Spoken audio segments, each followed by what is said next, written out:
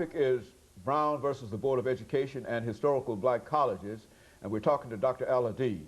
Dr. AAl-Hadid, one of the important elements of Brown versus the Board of Education was that in 1954 it overturned a decision that had been rendered in 1896 called Plessy versus Ferguson. And I think on some of these earlier shows we talked about these decisions. But let's look at the impact that Plessy had upon education period, and how historical black colleges were able to find a way within that situation.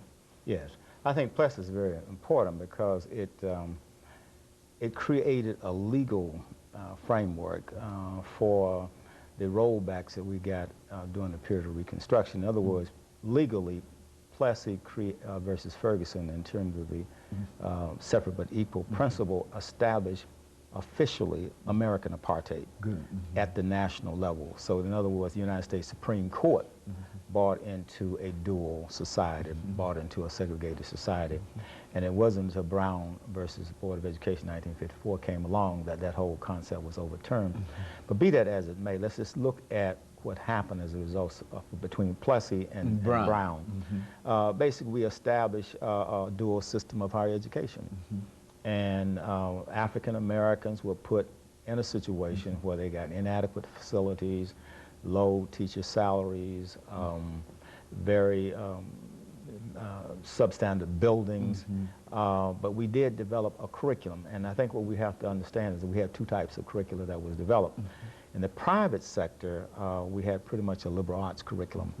And that was the type of curriculum that was advocated by W.E.B. Du Bois. You can find that sort of outline in his Souls of Black Folks. In the public sector, we developed pretty much a vocational ed or technical type curriculum.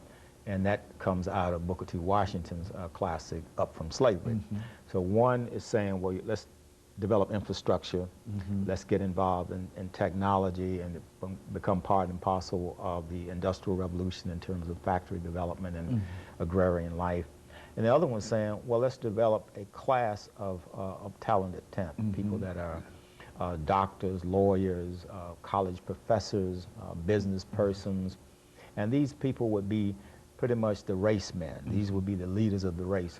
And so that the liberal arts curriculum also stressed agitating for the franchise, agitating for the right to vote, which we had gotten with the 15th Amendment, but of course it was not enforced in the South because of this existence of Plessy versus Ferguson and the segregated school system.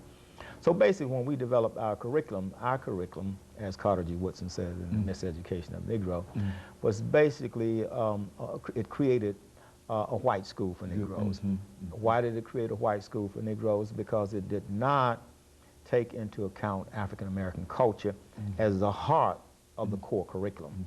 Rather, it created a core curriculum that canonized American history, it canonized the English language, and everything that is part and parcel of the Europe-centered arts and humanities. That became the driving force in our curriculum. So what we actually produced were black Anglo-Saxons, people that had a mindset of Europeans, coupled with the production of black Anglo-Saxons through the educational curriculum. We also developed certain what we might call secret societies on campus. We know them today as the Greek letter organizations. And those black Greek letter organizations reinforced this black Anglo-Saxon mentality because they too bought into the whole Greco-Roman canon, and they reinforced that in the culture and social life of these schools, thus creating a type of elitism. So not only were the students pledging Greek letter organizations, but the administration itself was comprised of members of Greek letter organizations.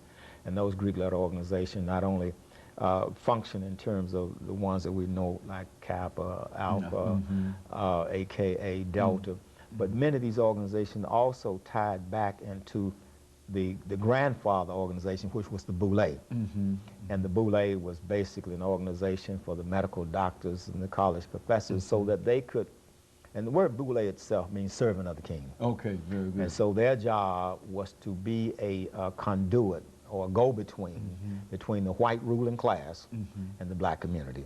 That was their job, to keep a barometer on the black community and carry out pretty much the biddings of the white ruling class.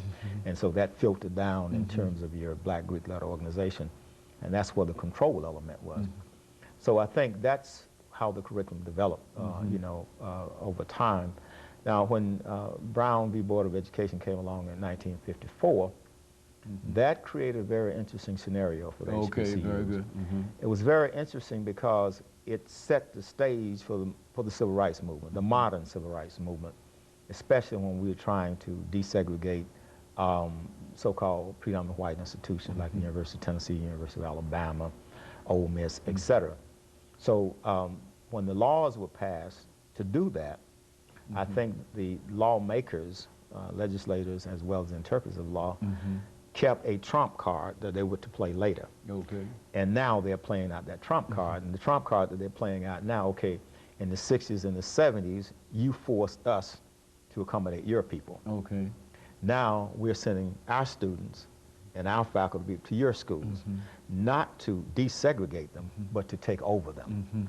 And so what's happening now is Brown versus Board of Education is now being used as a weapon against HBCUs, because it's creating a scenario where the white ruling class, in complicity with the government and complicity with the legal system, are creating a situation where they want to make all schools that are state-supported predominantly white. So they want the HBCUs to become extinct. In fact, it's almost illegal to speak of HBCUs today as black colleges because of the court rulings that they want to create a situation where whites will be welcome, whether they're students or faculty and so forth. So our schools are now bending over backwards to give white students affirmative action. And the PWIs, predominant white schools, are doing nothing to grant affirmative action to black students at their school. So you still have this duality, and that duality is there because the HBCUs, they were the victims during segregation. Now they're the victims under desegregation. Well, now, as we make preparations for the second break and make preparations to come back for the third segment, let's see if we can get some kind of direction in terms of what can be done in order to make these historical black institutions, even though they are institutions that will try to bring in all groups, really serve the purpose that they were originally intended to serve. Of course, when we come back, we'll raise that question. We'll be back with our audience following this very, very short commercial break.